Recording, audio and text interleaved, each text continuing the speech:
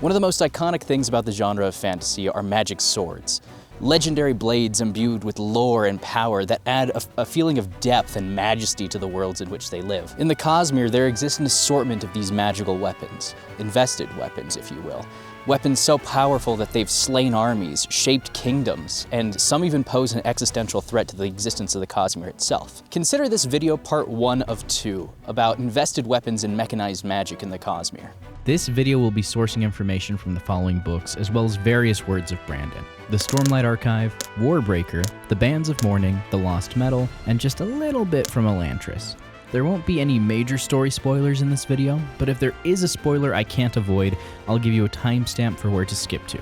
This video is going to contain spoilers for the Rhythm of War, as well as minor story and character spoilers for Warbreaker. Additionally, this video is going to be pretty WoB intensive. Before we begin, I would like to clarify that I'll only be discussing invested weapons specifically and not weaponized investiture. This distinction is kind of like splitting hairs because things like Shardblades are technically made of solidified investiture, which would technically make them weaponized investiture. However, we also know from the Lost Metal that matter, energy, and investiture are the same in Cosmere physics. So where am I drawing the line? In this video, I'm only going to be talking about objects that were specifically designed to cause damage. As the TheCosmereAcademy pointed out to me, hemalurgic spikes and soul stamps could easily be weaponized, turning them into invested weapons. However, I will only be going over things that were designed to be weapons from the beginning and not weaponized magic systems, if that makes sense.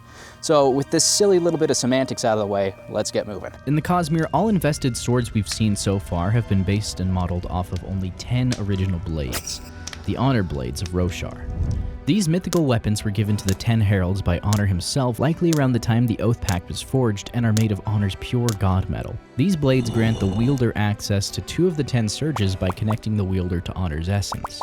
The surges granted depend on which blade is being wielded. An Honor blade is able to cut through non-living physical matter as if it were water, giving only a slight tug. When an Honor blade passes through a living being, it behaves the same way as a Shard blade, severing the connection of the individual and causing whatever was cut to turn gray. Honor blades, living blades, and dead blades can all be summoned and dismissed at will.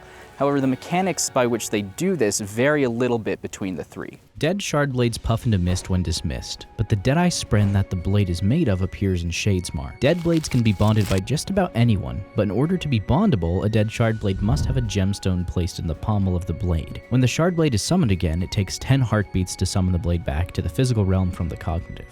While this hasn't been confirmed so far as I know, this video was written before the Wind and Truth preview chapters came out.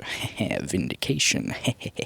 I think this delay is due to the sword needing to be transferred between realms when being summoned and dismissed. Living blades can be dismissed in a manner identical to dead blades.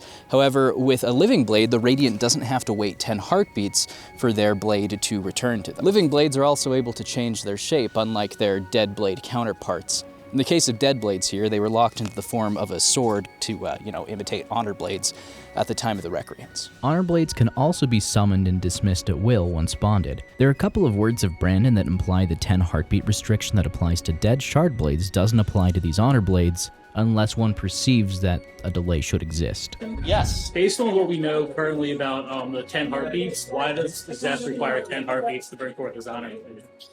Perception is a very important part of how these things all work. And remember, the honor blades work differently from everything else. Everything was based upon them. Why don't you read and find out what's going on there? But remember, everything the character's perception is very important. Right, just like this, it's the exact same reason that Kaladin's forehead wounds don't heal. Okay. Because he views himself as needing, as having those somewhere deep inside of him, and he can't heal until that gets away. And so, and it works. It's the same reason why in Warbreaker, when you bring something to life, your intention, rather than really what you say, is what matters. It's all about perception. I imagine that honor blades, when dismissed, return directly to the spiritual realm, and whenever they're summoned again, they are remade out of Honor's investiture. This is because they don't have enough of a consciousness to appear in Shadesmar as a spren, per se. When an honor blade is dismissed, it doesn't appear in Shadesmar. When the 5 scholars traveled to Roshar, this happened post-Recreant, so most Shardblades would have been dead. How did Nightblood gain sapience? Shardblades weren't the only blades around that were active. The Honnorblades are self-aware but don't manifest as spread in the cognitive realm. Living blades don't appear there either because the spread of the living radiant exists more fully in the physical realm. I think realmatic closeness is the reason that living blades don't have to wait 10 heartbeats to return to their radiant, because they're pretty much already in the physical realm. They don't have to make a realmatic transfer when they're summoned. Additionally, Honnorblades are self-aware to some unknown extent. They appear to be deliberately made splinters of honor with enough identity and investiture that over time have gained some level of sapience. However, we haven't seen any evidence for this on the page, and all the information we have about it comes from words of Brandon. Hey, is there anyone in there? Hello? This is curious because every other invested sword we've seen in the Cosmere is also self-aware to some level. And I'm unsure if this is just because the swords are all heavily invested, and when you get enough investiture together it starts to become conscious, or if it's because they were all based off of an honor blade originally, and apparently these guys are self-aware to some unknown extent. So was it a deliberate design decision, or just an happy accident? The normal Shardblades and living blades that Radiants use were modeled off of Honor Blades. Why were all the Shardblades swords when they can take on any weapon form they want? Why would all revert to swords when they die? When they die, they'd revert to the basic form, which was a sword, since they were patterned after Honor Blades. These blades are a physical manifestation of the Radiant Spren, and as such they are made of an alloy of Honor and Cultivation's God Metal. And this hasn't been explicitly confirmed yet, but I think that the ability to change shape comes from Cultivation's God Metal, because we know for a fact that Honor's God Metal connects one to the Surges. In the case of Radiance, it's through their Spren and Oaths, and then, to Honor. But in the case of Cultivation and her as of yet unnamed God Metal, I'm pretty sure that is what gives living blades the ability to change their shape. I'm no fool, Moash said. You sure about that? Holding the sword up, pointing it outward, a single glory spren faded into existence near his head. It's heavier than I expected. Really? Yaki said. Everyone says they're light. Those are people used to a regular sword, Zyle said. If you've trained all your life with a long sword, then pick up something that looks like it has 2 or 3 times as much steel to it, you expect it to weigh more, not less. Moash grunted, delicately swiping the weapon. From the way the stories are told, I thought it wouldn't have any weight at all, like it would be as light as a breeze. He hesitantly struck it into the ground. It has more resistance when it cuts than I thought too. This description specifically refers to dead blades locked into their massive ornate form. They, like all other shard blades, cut through most things with ease. And to briefly get in the weeds, also spoilers for Oathbringer and Rhythm of War, so skip here if you don't want those story spoilers. I wonder what Renarin's Shardblade is made out of, right? Because it's an enlightened or corrupted spren, so it's got honor investiture, it's got cultivation investiture, and then it's got some odium investiture from Ja'anat. So does that mean that Renarin's Shardblade might be an alloy of all 3 god metals? Does it behave similarly to normal shard blades, or does it have completely different physical properties as an alloy, kind of like Harmonium has completely different physical properties than Lerasium and Atium, which are its composite metals? Anyway, moving on to Nalthian-invested weapons. The most famous sword in the Cosmere is without a doubt Nightblood, the blade created by 2 of the 5 scholars on the planet Nalthis after their world-hopping adventures to Roshar. The scholars saw shard blades in action and wanted to create their own versions back home. Nightblood is kind of his own strange thing. He's an attempt to use one magic to replicate something in another. He's closest to a spren, but kind of like a robot spren for lack of a better word to use. When you say that Nightblood is an attempt to use one magic to replicate something in another, do you mean life in general, or are you referring to a specific effect of that magic system? There are those involved who knew that Shardblades existed before they tried the Nightblood experiment. So does this mean Vasher had knowledge of Shardblades before creating Nightblood? It means that I wrote, and nothing more at this point. Dude, that is the most tantalizing Raffo I've seen in a while. Have other shards made Shardblades besides Honor? Smile. Raffo. But science went too far. They were too busy asking if they could, they didn't stop to think about if they should. Their biochromatic machinations brought forth a terrible being into the Cosmere, one that consumes investiture, can destroy things on all 3 realms of existence, that's powerful enough to kill a god. They brought forth Nightblood. Nightblood is an awakened blade, meaning investiture in the form of breaths were used, as well as a command, to bring an inanimate object to life. Nightblood is a black sword that drips black smoke from the blade whenever it's unsheathed.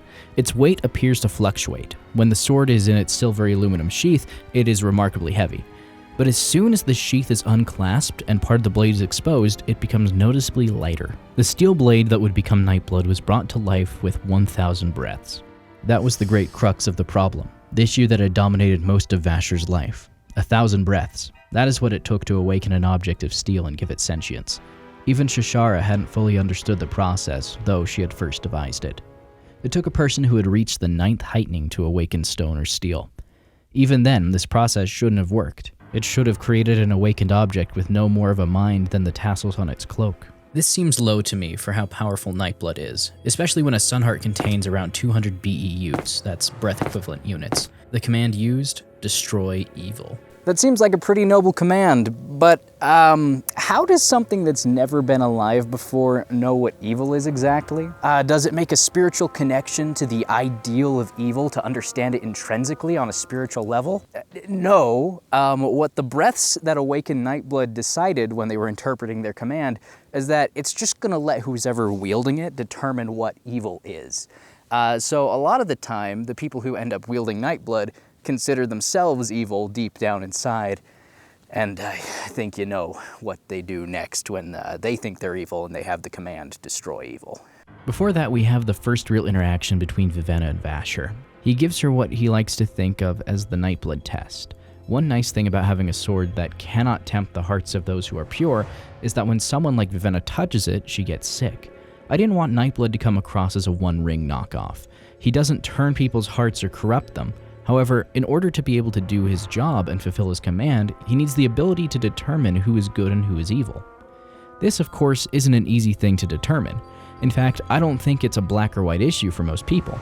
When Nightblood was created, the breaths infused him did their best to interpret their command. What they decided was evil was someone who would try to take the sword and use it for evil purposes, selling it, manipulating and extorting others, that sort of thing. Someone who wouldn't want the sword for those reasons was determined to be good.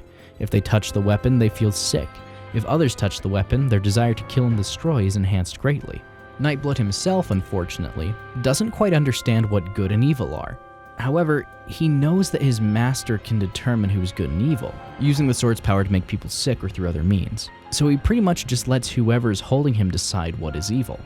And if the one holding the sword determines deep within their heart that they are evil themselves, then they will end up killing themselves with the sword. Even if an individual is able to wield Nightblood without succumbing to the bloodlust of the sword, using him still exacts a heavy toll.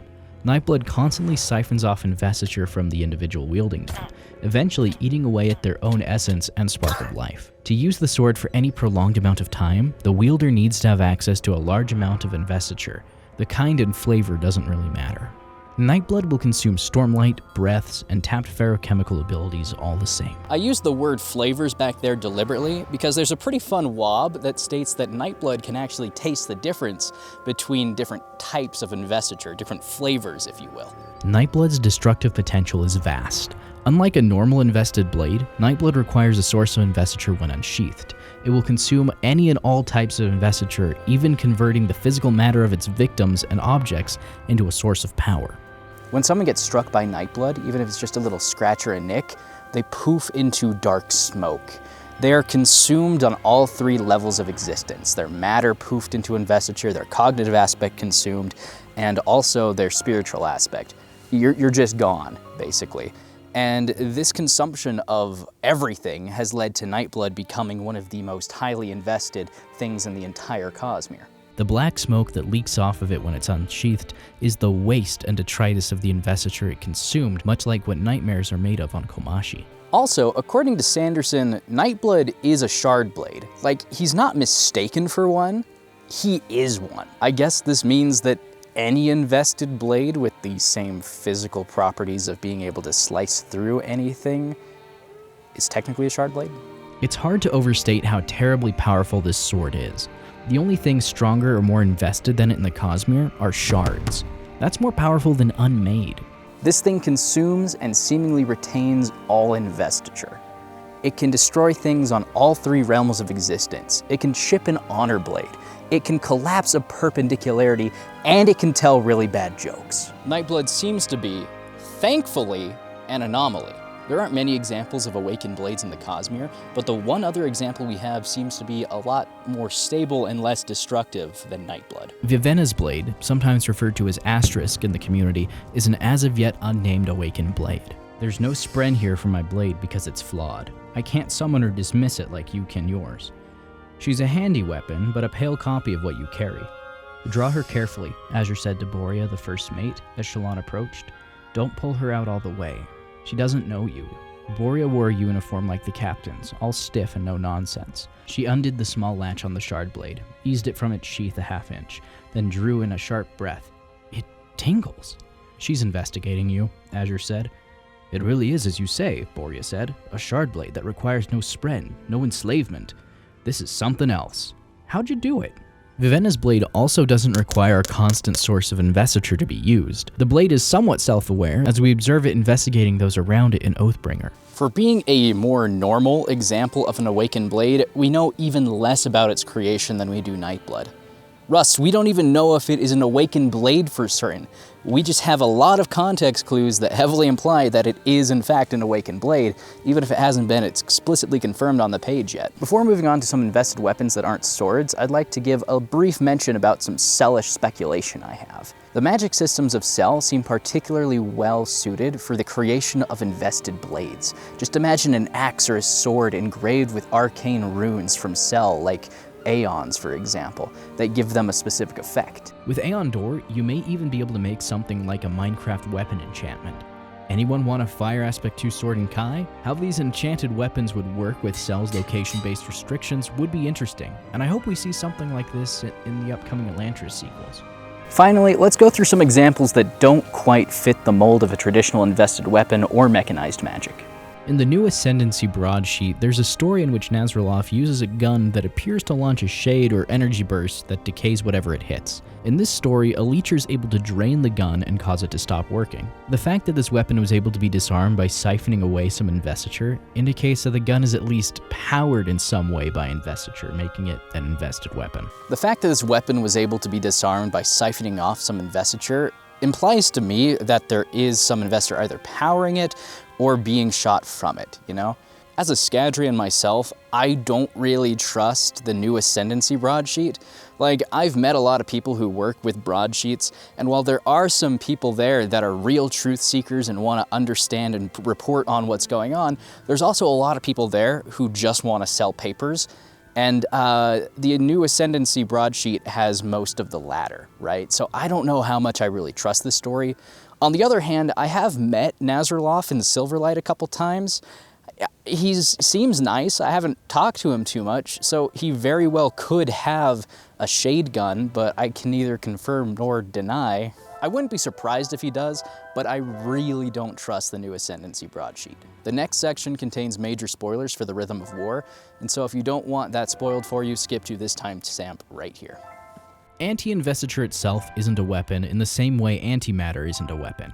It is simply a thing that exists. However, we have seen anti-investiture deliberately researched to be used as a weapon. In the Rhythm of War, a large portion of the book is spent experimenting with different lights or types of investiture. Ultimately, the research done by Navani Colin and Raboniel culminated in the manufacturing of anti-stormlight and anti-void light. Anti-investiture, like antimatter, violently annihilate each other, resulting in an enormous release of energy. This is one of the few things that can permanently kill a spren or the soul of a fused. Anti-investiture can be stored in a gemstone, and this gemstone can be attached to a Razium dagger in order to transfer that light into a victim. This is a bit of an aside, but I'm not really sure how the Razium dagger works with anti-void light, because like the dagger is made out of solidified odium's investiture, and the anti-void light is anti-investiture of odium. So like when that gets siphoned from the gemstone into the blade, shouldn't the blade explode? I don't know, maybe I'm missing something here. When a being made of investiture comes into contact with anti-investiture, it's curtains for them. Their essence is annihilated. It is an effectively grisly permadeath for spren infused, but would likely interact with other magic systems in similar ways. I have a few dark and grisly ideas for how anti-investiture could be used on Mistborn, Returned, Elantrians, and even Nightblood for that matter, but that's a bit outside the scope of the video. If you'd like to hear those theories, I might be able to talk about them in the comments or talk about them on Discord, who knows. All right, I've got to get going. I have to meet an Artifabrian in Dawn's Shadow, but thank you so much for watching. If you enjoyed this video, please like and subscribe and share it with your Cosmere enjoying friends. And as always, have an excellent time of day, and I will see you all next time. All right, guys, bye.